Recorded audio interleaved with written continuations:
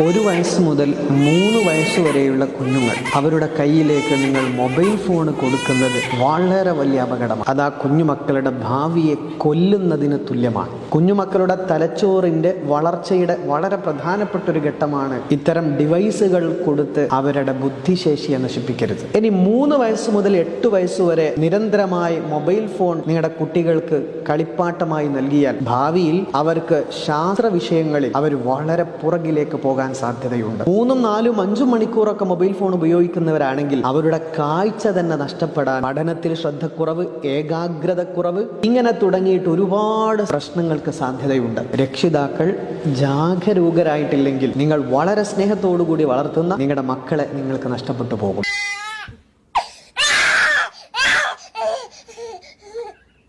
കുട്ടികൾ കരഞ്ഞു ബഹളമുണ്ടാക്കുമ്പോൾ അവരെ ആശ്വസിപ്പിക്കാൻ കൊടുക്കേണ്ട കളിപ്പാട്ടമല്ല മൊബൈൽ ഫോൺ.